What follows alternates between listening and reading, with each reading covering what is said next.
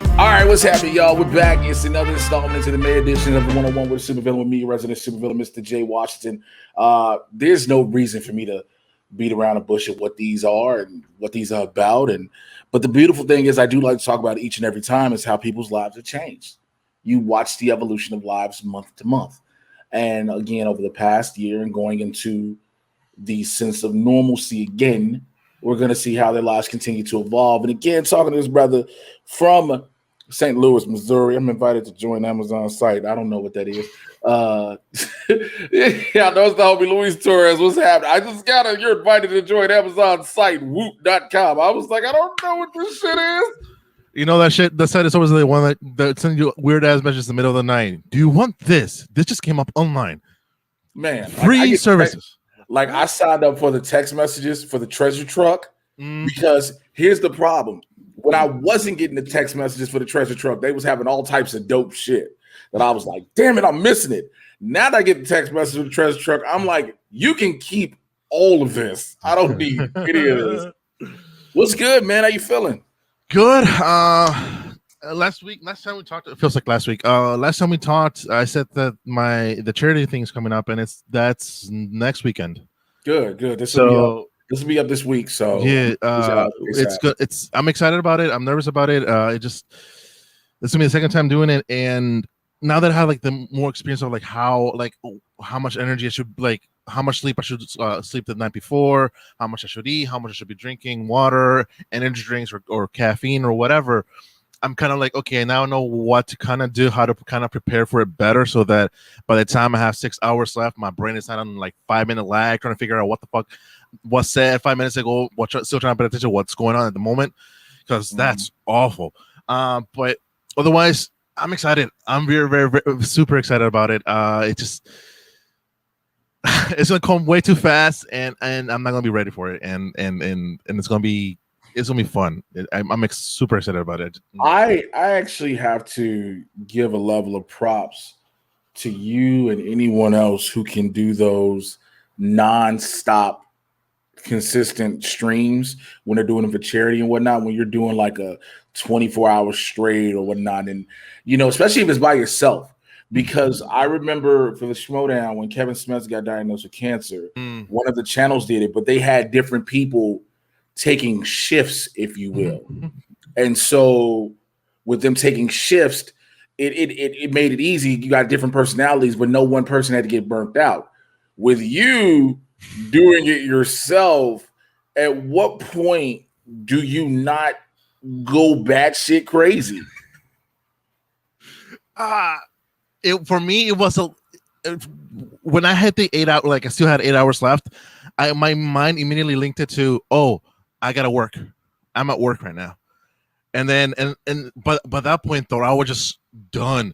And yeah, I wasn't moving much, and I was just playing games and talking to friends, which I got lucky that a lot of like the friends that I made online through streaming and Twitch or whatever, they wanted to come up by and like drop by and help me out, stay awake and talk to me. Or at that point, I was brain dead.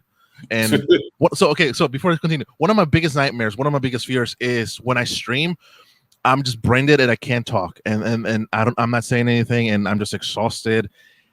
That came true when I did my 24-hour stream, where I was just exhausted and I just wasn't talking, and almost like it was blank. It just like I can imagine. And so I was lucky that I have friends with me talking over the stream, and their voices were carrying through the conversations, and they were trying to keep me engaged. But it was at the 8 hour point where I was like, oh my God, I just want to get done. I'm done. I'm exhausted. I no more. Please, just no more. You're for lack of better words, better than me, because it's just I don't know if I could stay, even with somebody talking to me, I don't know if I could stay awake that long. I never drank so much coffee in less than 24 hours. I drank, I think, total 12 cups, but those 12, my parents have this espresso machine, small one, but espresso machine, where a shot, like about 3 shots of caffeine, of coffee, essentially espresso, makes a cup of coffee. I had nine regular cups of that. So that's 9 times 3. That's what 27. Shots of espresso in less than 24 hours, and that still didn't keep me up or energized or anything. Well, the last cup I who- drank, I was just exhausted. It just didn't do anything for me. I can't even argue that because it's somebody who has been through that numerous times where I will have caffeine. I'll be so exhausted where I will get an energy drink. Like I have to get certain, like Red Bull does nothing for me. So let's preface that. Yep. So I have to get Monster Absolute Zero because the one with the regular sugar almost put me in the hospital before. So I was like, nope. So yep. But then I'm going to like getting coffee and shit like that and getting the can Starbucks, and my body is just like, no. And so like I've been telling people for the past 3 weeks since I moved, my body has been exhausted because I haven't between the situation I was in with the situation I was in already, finally getting the place, having to pack to move that weekend, moving, then starting to slowly unpack. By the time I'm getting done with that, helping Winston start to pack up and move, helping him move, then I'm done, but still having my regular schedule, which is already locked and loaded. On top of that, with going to the gym and working out and all that, my body is like, bro, where in the fuck do you think we finna develop some energy from? It's like even if you try to, that's what I say. I can empathize because even if you're trying to supplement energy, your body is like, nah, bro. I don't think you understand. Like we're done. We're done. Yeah. We're done here. You, like that was like the first time I've ever done anything remotely to it. Yeah, I'd done 24 in college when I was studying. I did all-nighters, but that was completely different because I would take a nap here and there, and I didn't have to worry about. I wouldn't call this entertaining. I called myself being more like a professional idiot online, and whatever the fuck comes out of my mouth comes out of my mouth, whether I make my parents proud or not. But but when you're studying, you're studying a book. You can take a nap here and there, and then come back up and do it. This is completely different because you have to be active. You're talking to people in chat. I had people with me that I think the total number of live viewers was about 18 constant, and didn't drop any, which is incredible for me. And that was like incredible. Like it blew my mind that they stayed up with me, or maybe they just left the computer on, whatever. But they were interacting with me, talking to me. It just insane. And so that was new, right? Because how can you prepare for something like that if you haven't done it before? Now I know sleep as much as possible the night before, be rested, hydrate the fuck out of yourself. And I'm buying on Thursday because it's my last day of work and before I take a vacation time. Bang energy drinks. I don't go anywhere. I just stay and rest and do work here or videos for whatever. But I'm okay, because I work on my side hustle that I don't get paid for, rather than working at the 8-hour shift. I am a grown ass man who is, people know I'm 40 and I don't look it, thank God, because black don't crack when you drink a lot of good water and you don't do hard drugs, whatever. I have never taken a real vacation ever. And people always like, well, you go out of town and you do these shows and say, I'm still working. Even when I go out of town to Comic-Cons, I'm working. The way you should say it is business before pleasure, and it's always a business. Well, also, I do need to, I'll admit, I openly will admit, for lack of a words, everybody watching this squad, a nigga need a break, but I can't afford to have one. And I say that by not because of career, but because of bank account. Mm-hmm. And it sounds weird that we're such a society as a whole, not just American society, we're a society as a whole, we're dictated by money. Mm-hmm. And what we can. And people like, oh, you don't mean, well, if I want to do anything in life, I need money. Mm-hmm. Mm-hmm. And so I always hate the people who say money doesn't buy happiness, but motherfucker, that opens a lot of doors. Yes, I agree with you. Money doesn't make me happy, but sure as hell can make me pay off my student debts that I don't have to worry about. That's the thing. I'm not worried about being. I'm worried about being happy. My happiness is a thing I'm working on, but it's not the thing that I'm looking for money to bring me, because I know people with money who go through depression, who go through loneliness, anxiety. We see all the artists who are have more money than the average person, unfortunately dying and committing suicide left and right. Yes. And they have a lot of money, more money than I have currently in my bank account, and they're doing it. So I get it. Yeah, money doesn't buy you happiness, but fuck, does it help you out? Like with your day-to-day life, where you don't have to just worry about stress about where the bill's going to come from, where you're going to pay for your for your bills, for your car, like you, for a parent, for the kids. It takes so much off. And I have a friend who says the comfort of money is happiness. And yeah, like you have that comfort of like you don't have to stress about fuck, what the fuck am I supposed to do now? Where am I going to get this money from? And there is some sort of in that comfort there is happiness, where like, okay, yeah, I don't have to stress about this, I can work on this now and be a bit happier and less stressed out in it. So it does it suck? Yes, it does. But I'm like this. I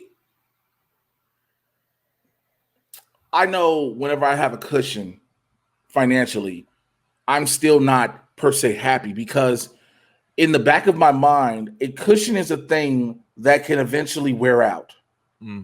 So case in point, I was saving up. Luckily, when I was living in my old place, despite the bullshit I was going through and the mental turmoil and the emotionally taxing situation, I was paying a low amount of rent to where I was able to save up for when I was ready to move. So having the money, it was one of those things, because people like, okay, if you're trying to move, you got to save up to move. So I was ready. So when I got my place, when I applied for it, and she was like, yeah, because of your credit, you're going to need 2 months of security. Is that okay? I was like, yeah, I have it because I've saved up for it. Do I want to give up 2 months? No. Now, I say all that to say I lost some of that cushion and that security, what I saved up. So having that money. So now my brain is like, I need to build back up the cushion, because not only do I have my place, I got that out the way. I got my mental comfort, my space out the way. My next thing is to get my car, because I'm tired of waiting on Ubers and Lyfts and all this other shit. I want my car down. So now it's like, do I go into the rest of this cushion and get a car, or do I consistently try to build? Because the summer is in next week. Like, it's right around the corner. And it's literally now looking at, okay, do I go buy a car? Do I look for a car? Do I try to lease a car? Will my credit let me lease a car? Do I try to pay off? How do I go? Now I'm mentally doing all these things. And again, people are like, well, if you had money, it'd be easy. I'm like, yeah. But then on top of that, having money to do that, I still got to take care of my kids. I can't tell you how many times I get the arbitrary random text, Pops, I need X amount of money. And I can't just be like, no. Because it's like, it's not like he's asking me for $200-$300 at a time. People, if you're not a parent, for people who aren't parents that are watching this, $25, $50, $30 here and there, when you're constantly just getting asked out the blue, those can add up. Yeah. And my daughter. So. Well, yeah. And like on the topic of like making money, I recently, well, not recently, within the past year, I bought myself a car. And mind you, I have a college student's credit, which is say nothing or little. Okay. So when I went and got myself a car, I was nervous because I don't like, will I get the money? Will I be able to get the credit for it and get a car that I want, that I'm able to afford and pay for? And when I got it, I said, yeah, paperwork is getting done. That like relief of like, you can. It's gonna be a pain in the ass to pay, $300 or so a month, but you're able to do it. And I was like, fuck, yes. See, if I may ask, are you paying rent living with the parents? The only thing that my parents are helping me out is I'm living with them until I was 3 years, and then whatever money I have saved up by my own self. Okay, so that is a big thing to have, because my rent is like $1,200 a month. That's on me. Then I got to pay my lights. I got to pay my internet. I got to pay my phone. I got my gym. I got the casting things that I'm on because I need to be on those websites, because in LA you have to. It's certain things. So when I add up all this, my expenses are certain things. So then I'm like, okay, I'm budgeted at about $15, $16 a month That my everything that I need to spend is about $1,600 a month. Now, if I get a car, can I afford another $300 a month at the low I'll say, because I know if my credit say, well, yeah, you got to pay $500 a month, I'm not getting that fucking car. Like, yeah. No, I get a blessing in that, but also like, just about everything is paid for by myself. Which fuck, whatever lie that people tell you, oh yeah, being adult is awesome. They say they're grown up is good. Who said that? They did. I don't know who they are, but those fuckers lied. You know what it was? As a kid, we've all seen the beautiful lie. The beautiful lie, the oh man, you want to do that? Wait till you grow up. When you're grown up, you can do this. When you're grown up, you're gonna be able to do that. And you're like, yeah, I can do all this shit when I grow up. And then you grow up and you're like, I ain't been able to do none of this shit. Because again, I see so many people who are like, oh, I just go party, I go kick it when I want to. I'm like, okay, well, what are your real responsibilities? Okay, cool. Now that means, okay, your responsibility is taken care of. Well, you have the means. Sometimes everyone isn't balanced out in that way. Like my cousins are all nurses. My cousins are making good. One of my cousins, her and her husband always traveling. I'm like, oh, bitch, I'm so jealous of you. But it's dope that the two of them have that life that they can afford that. Right. Everything. And I'm like, that's a blessing. Yeah, it really is. And I'm with you on that too. Like, God damn, I should have been a fucking paramedic at least. But no, my dumb ass had to, But, man, listen, I just read an article that just popped up too while I'm talking to you about money. It's funny. Supposedly another stimulus check is coming if you filed your taxes. Man, I need that bitch to hit my account. I filed my tax. Be careful though, because apparently you can pay all your life with just a stimulus check. Huh? I said, be careful though, because you can pay off everything just with one measly $1,400. That always cracks me up. My taxes this year, and I filed my daughter. My tax, because of the former administration and the orange fuck muppet, because a lot of people were so stupid and was like, yo, I'm getting extra money in my paycheck now. And nobody was paying attention to the bill where it was like, you gonna feel this shit on the back end. You want this shit. When you come to filing your taxes, you motherfuckers gonna fuck around and then everybody was like, no, I'm not. And I saw a bunch of people who were giddy was like, yo, what happened to my taxes? Told you. I say that I filed my daughter. If I was not filing my daughter and claiming my daughter, I'd have owed money. Yeah. My parents got saved. Credit works. My parents got saved this year because they didn't get their stimulus checks, all three of them previously. They had to pay, like, what they end up paying was $500 compared to previous years where they paid $5,000, $3,000, $4,000, whatever. This year they only have to pay, I think they said $500 something bucks because they didn't get their stimulus checks. Because my dad worked, like, when I say my dad is my hero, I literally mean my dad is my hero, because here's a man who his own father couldn't afford his own tuition, who said, go to work. And he went to work at 16 when he had a bright future as a chemical engineer. He gave that up, went to work, busted his ass, married my mom, busted his ass even more, worked 2 jobs a week, more than 40 hours a week, afford a family, a house, multiple cars. And yes, he's making over $70,000 a year, but that's paycheck by paycheck type of deal. And still never once complained, never once said anything, never discouraged my siblings or myself to do anything that we wanted to, no matter how expensive it was. Yes, later on I learned how much it was, so I stopped asking for stuff and started helping them support more. And when I say he is my ultimate, when I say he is really is my Superman, he is my Superman. He is my inspiration, my hero, my everything. When I say, I want to bust my ass so I don't have to be like him, I don't mean that as disrespectful. I don't mean that as anything less than it should be. More that in the fact that I want to be more successful than he was, but it's just as hard worker No, I mean as he is. you as a parent, you want your kids to be better than you.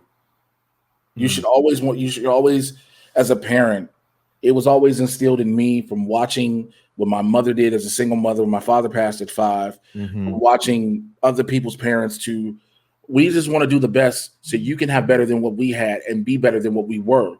And that's the goal. So I don't think your father, if he ever hears this, ever would see this as, oh, he's putting me down. No, he's like, good, you should be. Because I tell him, my son and I have this argument all the time. We argue a lot because I'm like, yo, because my son's almost 18. My son will be 18 this year. So we argue a lot because I'm like, get your shit together. Because I know, we parents always say, yo, I know your potential. Like, no, I know my son's potential. And I need him to fucking understand and realize it. Again, not only did this pandemic make a lot of shit slow, it made a lot of people lazy and like, my son became one of them. And I was like, nigga, get your shit together. Because my son has potential to go to the league. Now, the potential is there, but I tell him all the time, if you don't go, because it is a rarity, we see every year 360 people go, something like that, 366, whatever the draft number is. Right. But that's out of how many students across the country? Not only that, even if they make it, that doesn't guarantee them a spot. That's what I'm saying. That are playing collegiate football and the draft picks. You have the draftees that don't even get signed. And so I was like, we also need to have this degree because my son is dope at engineering. My son knows that. And so I'm like, yo, we need to make sure we got this. We got this, not even a backup plan. This is the guarantee. The degree is the plan. The league is the backup plan. You know what I'm saying? Yeah. A lot of people don't think that way. I think that's a lot of part in how our society is built, where we idolize these quote unquote superheroes or sports players, and even like idolize them even higher levels, to where we forget that that's it's almost impossible to get in. How many of them, talking about football, how many of them end up dying due to brain damage or physical damage, and they're left, less than themselves, and nobody even cares about them anymore. It's funny because I was telling somebody about how now for the past, I think it's been about maybe it's almost 10 years, if not 10. The NFL every year holds what's called a rookie symposium. And so this is like, yo, all the rookies have to be here.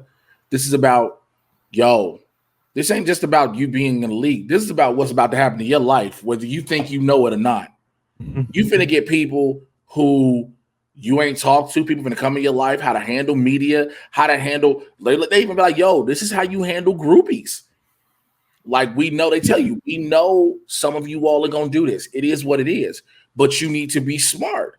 And these are things that now they also start to teach fiscal responsibility. Like, yo, you got this money. This ain't guaranteed to last you the rest of your life. I mean, didn't you guys cover it on Sports Talk about that one, not even signed rookie, that because he couldn't keep it in his pants, got kicked out of what? Yeah, the dude that got kicked out the bubble, the training bubble. Yeah.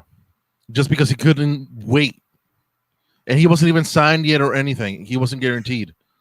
You weren't even there. It wasn't even a lock. Right. It just, I don't get it. It just, again, I think that goes part of like how we worship them. Majority of the country worships like the sports players, and then once those people who are actually able to play sports to that level, they think they're untouchable, and then things like that happen. Or what's the one player that is getting accused by so many women of forcing himself upon them on the massage therapies? Oh, Deshaun Watson. Same thing there, where they don't think about those consequences, because to them they've been raised, once you're here, you're untouchable by anybody else. Because I don't even think it's just that. I don't even think it's just. I think the fact that it's not even just the once you're here. It's the once you're in that position, the people around you and everyone around you, or everyone around them, bends to your will. Again, you're the star quarterback of a team. in a Southern test. Look, and just a star of a team, but not just a team, a football team in the South. You know, where football is life for many people down there. And so you're the star quarterback. People are gonna bend the knee, for lack of better words, to please you and make sure you're happy. So you're gonna have a bunch of yes men around you and everything. Now, of course, everyone has said, and you know, the elephant in the room is it's really weird, it's interesting, if you will, that all the accusations come out when he say he don't want to sign. Everybody said that. Like, again, you can't help but wonder that. Again, I understand how, yes, this is a possibility of it really, really happening, and we can't take that away. But again, everybody's brought that up. But at the same time, it's if he would have re-signed, if he would have willingly said he was going to play, right? Does all this go away? Again, do we go back to the bend the knee mentality of the bend to his will mentality? You get what I'm saying? Where it's, well, not only that though. Well, first of all, Roger Goodell leads the league, so you know they're gonna get away with whatever the fuck they want to get away with until he says, "You don't want to play with my rules? Okay, here's all your skeletons." So, I mean, shit. Even if the villain league doesn't want to mess with freaking Roger Goodell, so that says something about you. Where even they want an analogy. Oh, we don't want you here. I think that's also part of the issues that, like, for example, with him. Yeah, he didn't want to sign, and then it came out. But we all assume, we've all talked about that the league, the NFL, is very corrupt from the top to the bottom. There's not a spot clean. Yeah, you got good people here and there, but it's overrun by people just abusing what they have and knowing they can get away with it because money's involved. Money's involved. We're literally just talking about this. Money is happiness, but at the same time, as they always say, it's the root of all evil. And the NFL is a multi-billion-dollar organization. Roger Goodell has never played a day on a football field. Roger Goodell's job is to make sure the league runs. That is it. And is a multi-millionaire, if not billionaire almost.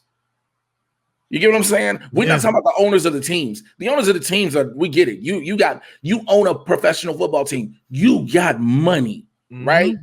But Roger Goodell does nothing that he makes sure the league, he's the face of the league. He's we make sure the league runs this way, blah, blah, blah, blah. And try to get more sponsorships, but then you still have a financial officer for that, a sales rep for that.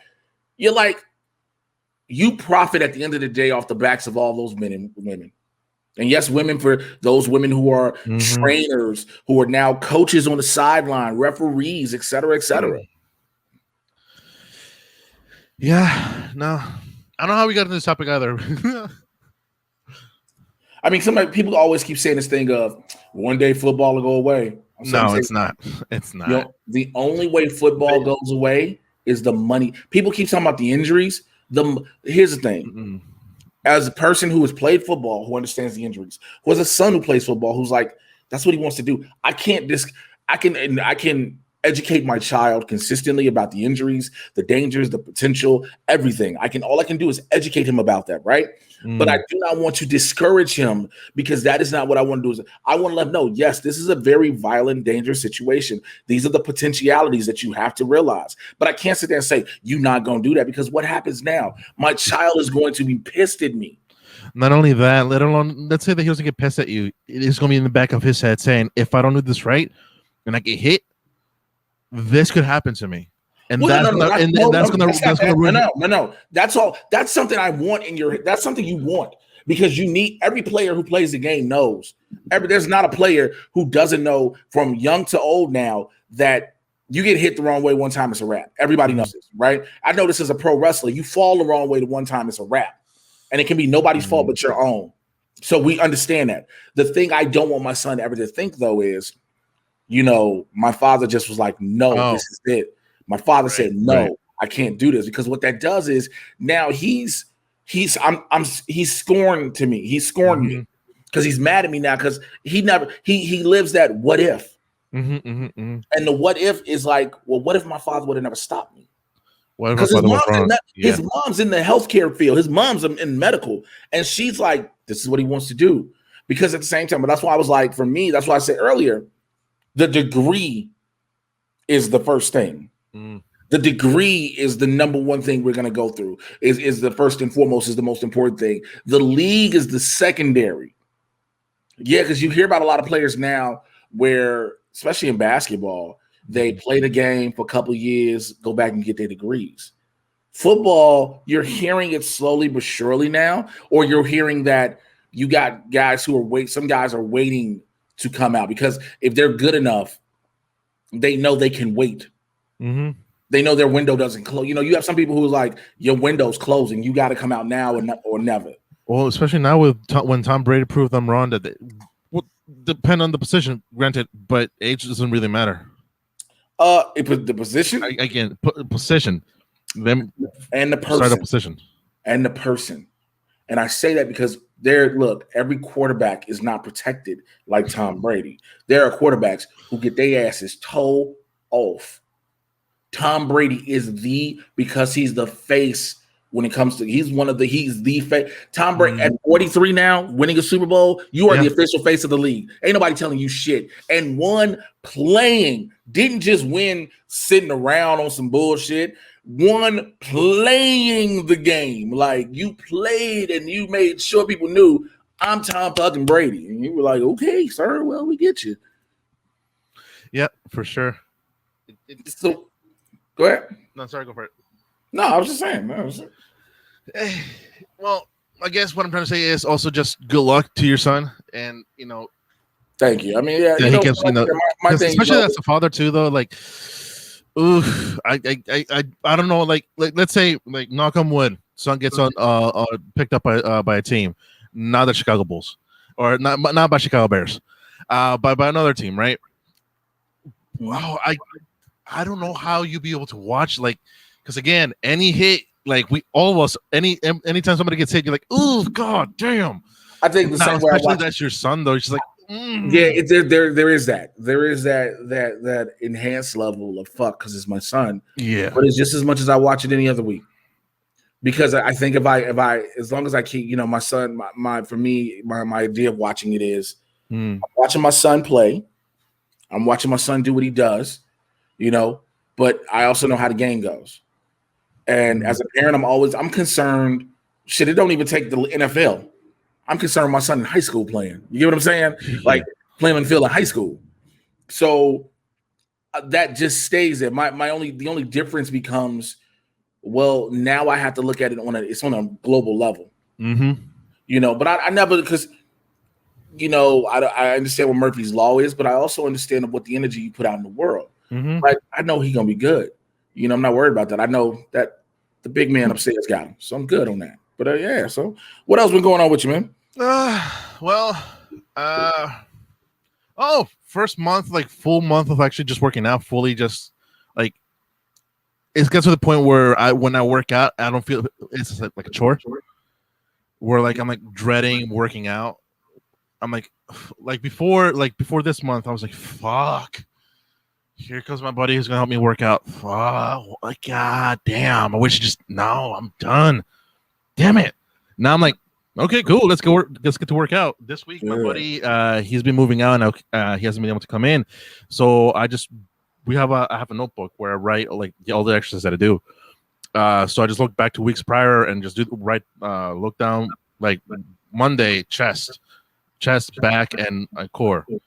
Bike for 10 minutes, level 3, as fast as I can. Keep it like 100 BPM, 100 RPM. Keep it at like the speed at like close to 20 as much as possible, and go. And then your warm ups, which is 20 sit ups, crunch, squats, lunges, and then jumping. I don't know what they're called, but you jump side to side as fast as you can and front to back as fast as you can, 20 times, and that's your warm up.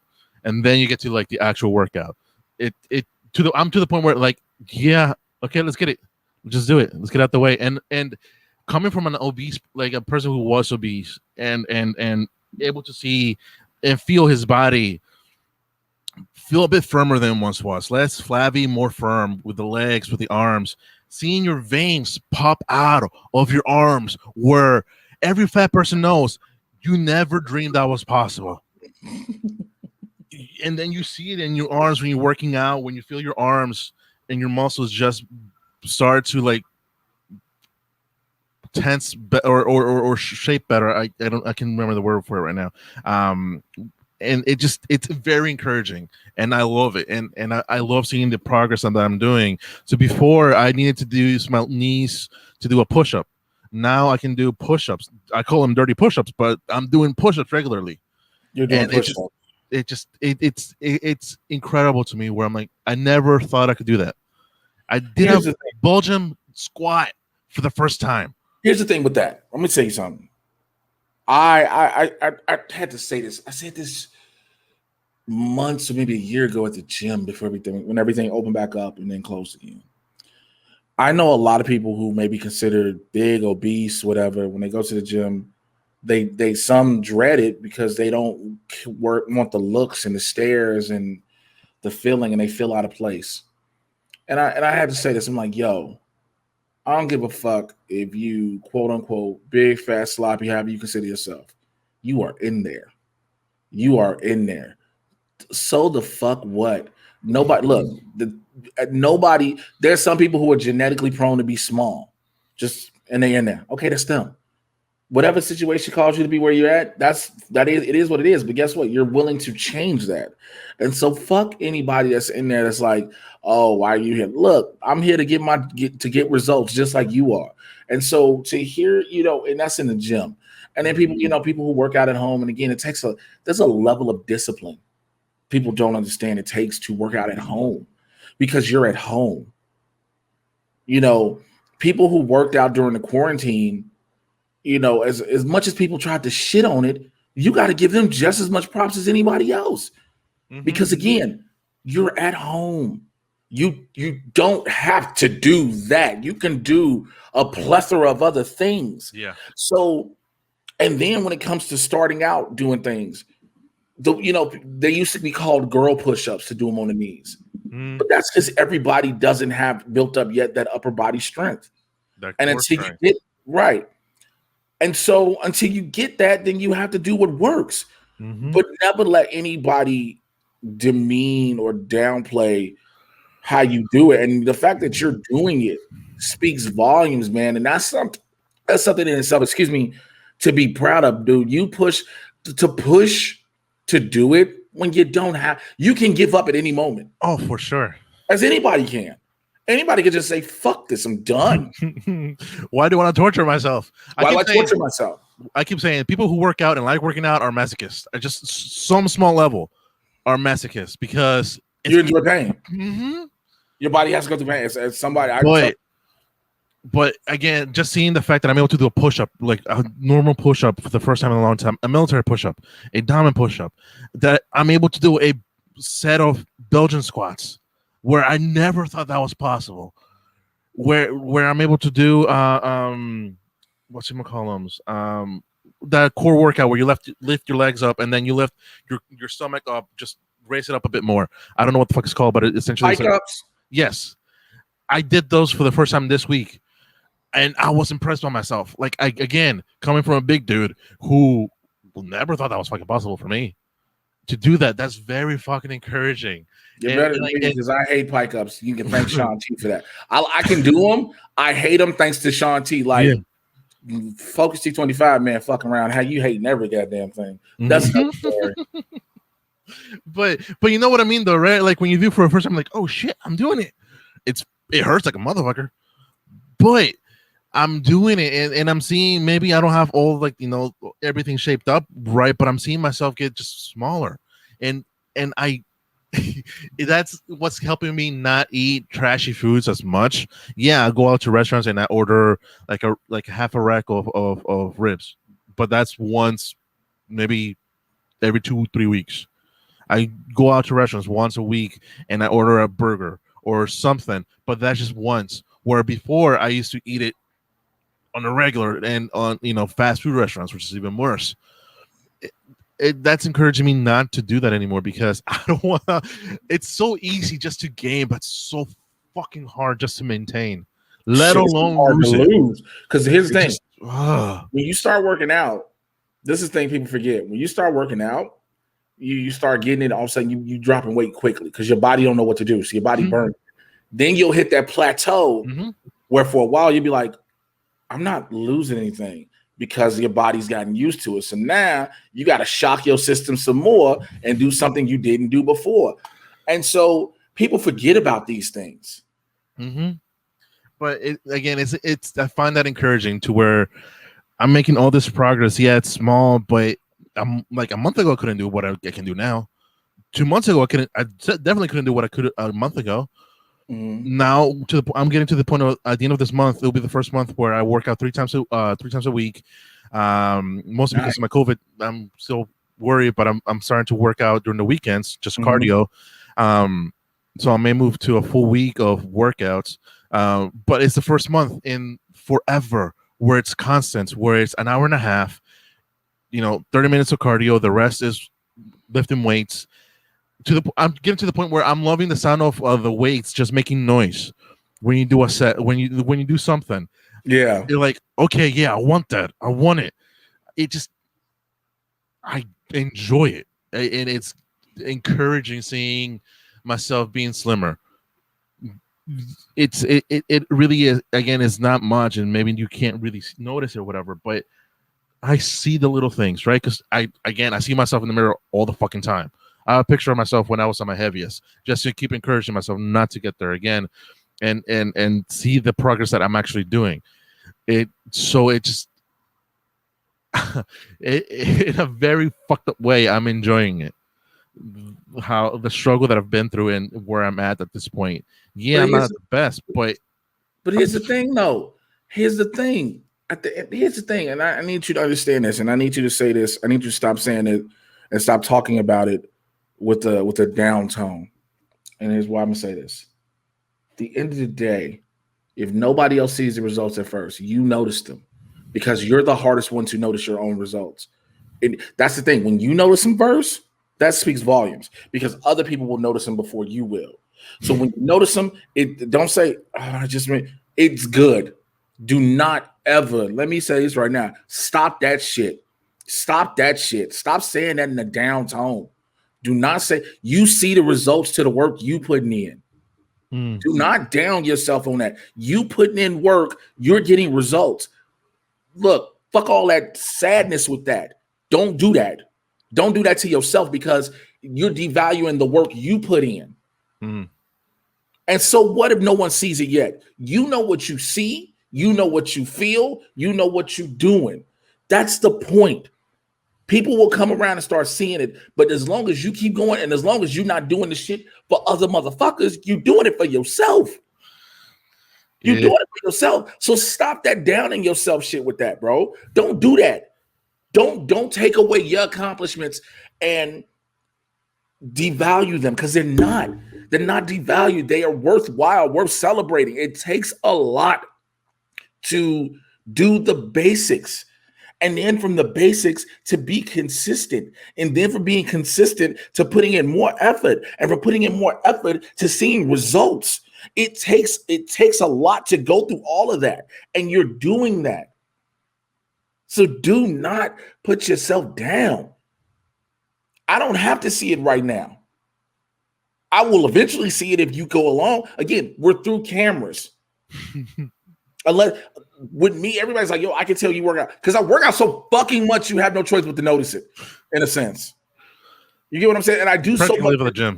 Huh? You practically live at the gym. Mind your fucking business. Because after this is done, I'm pretty much finna go for about an hour. Mind your fucking business. But it's that. It's you know what you see. You know how you feel. And if that makes you say, you know what? I can continue to eat better. I can continue to do these things and do that and do this and do that. That's what matters. That's what counts, man. And again, you're doing it for you above anything else. That's the most important.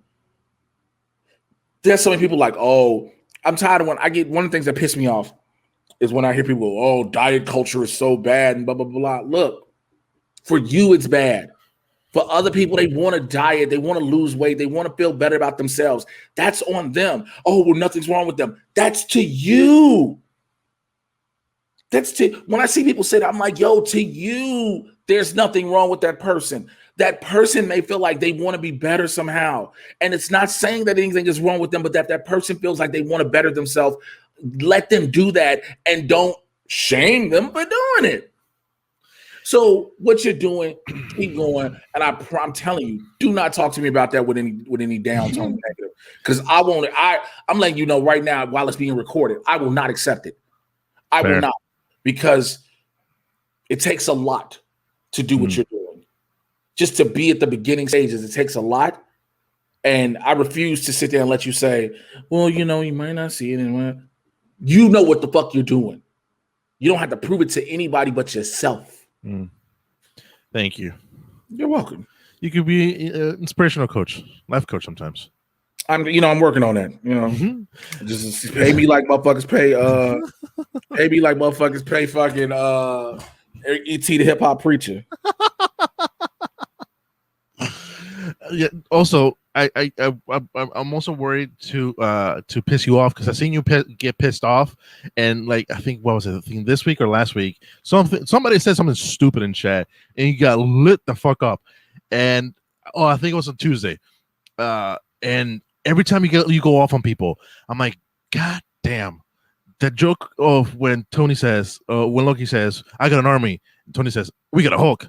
I'm like, motherfucker, what the fuck does that matter? They got a J. It's, what I think it's sometimes it's when you have people who say shit and you're like,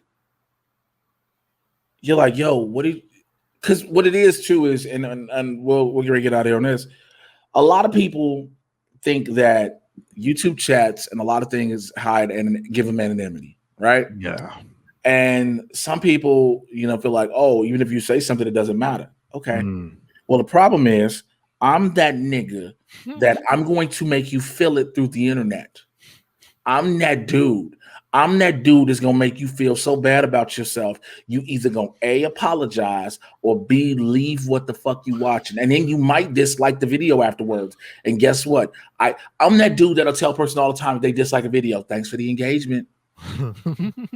If you look at a lot of the comments on my Zack Snyder's Justice League review, you know what? Oh, well, that's how you feel. Thanks for the engagement. Get me started with that movie. But I'm just using the comments as an example. But it's like, thanks for the engagement. What you expect? Again, and then it was Thursday when somebody brought up about the how come, because somebody brought up the Palestinian that's what it was. Thursday.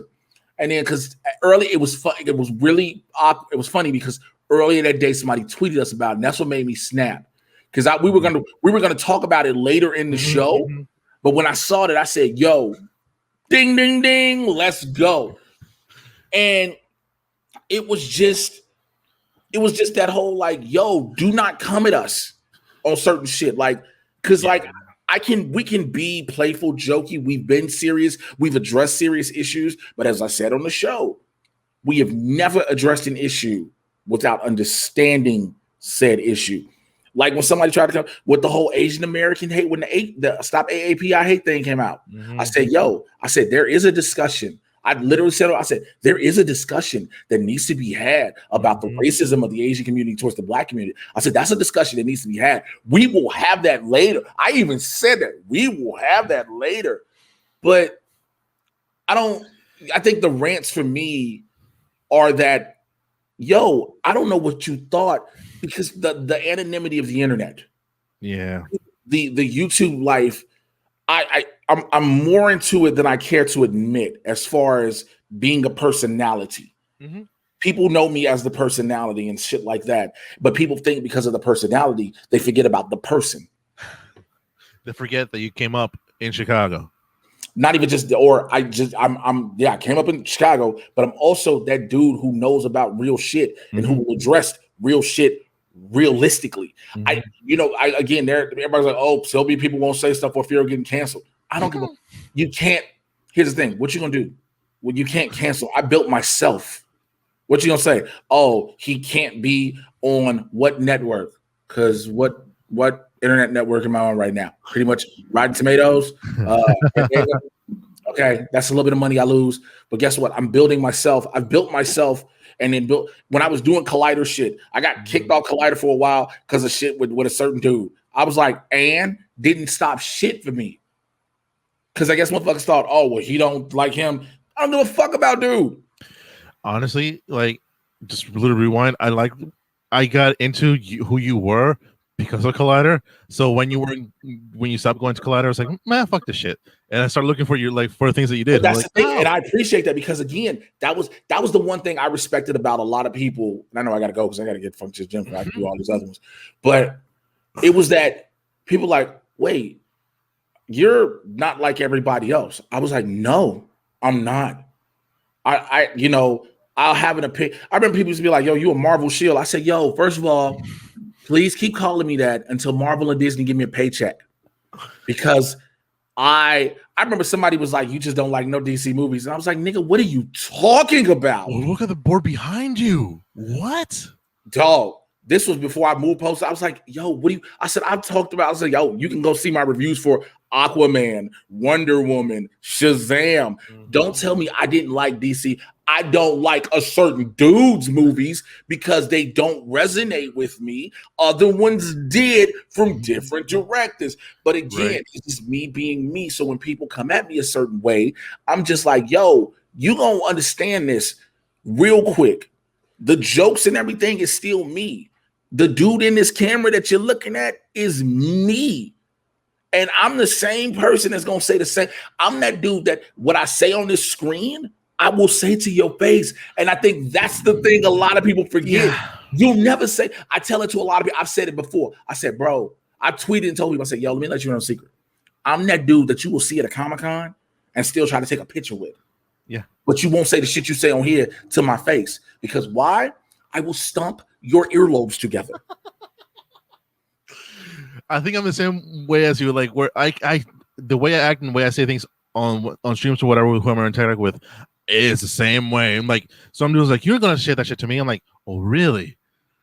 I can call my friends right now and tell you how disrespectful and how many times I whooped that ass, and I got my ass whooped. But that's people have tried that. They was like, you ain't. I said, you sure? I tell them, I said, you sure about that? I said, okay, bet. I said, okay, bet. Check this out. I'll be a such and such. You can, like, I tell people all the time, I'm not hard. That was another thing I told people. I'm not a hard dude to find. Man, I got into it with some cat who was like, some online troll. He was like, yo, I'll find you. I said, bro, I'm not hard to find. I say, I put out where I'm going to be. What are you talking about? I put out the shows in places where I'm going to be. What do you think? Oh, all of a sudden now, I'm all of a sudden not going. Look, I can go into another rant. I'm not. That's not what these are for. This is coming out this week. We're recording this on the 23rd. You have the stream coming up this weekend.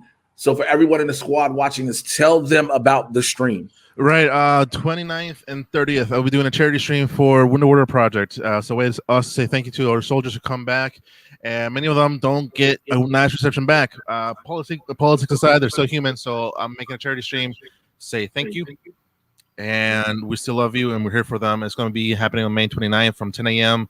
CST to Sunday the 30th. CST. If you can't donate that time because it's at the end of the month, do not worry. The campaign itself will still run all the way to June 30th, where I will do a final push on that Wednesday. But for the 29th and 30th, I will be doing a 24-hour charity stream.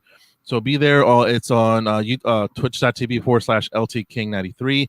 If you go there right now and see below me, there's going to be a link to it. You can click to it, and that's Tiltify. And you can save it, whatever. It will open up on the 29th of May. Share it. Tell people, donate $1 if you can, whatever. It's going to be there. It's going to be on. You can find, if you want to know more about it, though, you can go to my Twitter, my Instagram, my fucking TikTok. Any social media is still going to be LTKing93 or a variation of LTKing93. I'll be the goofy dude with an image trying to be hard, but really, very, very nerdy. Yeah, I'll be streaming today, actually, after I'm done with Jay, on twitch.com/LTKing93. All right, y'all. Make sure you check out the stream, and please, if you can give to support, please do. Again, as we always understand, there are many people who need help, and sometimes you can. It's understandable. So do that. All right, y'all already know where to find me. All that good shit. I got more of these dropping for the month. I will holler at y'all next time for another one. Take care. I'm out. Bye.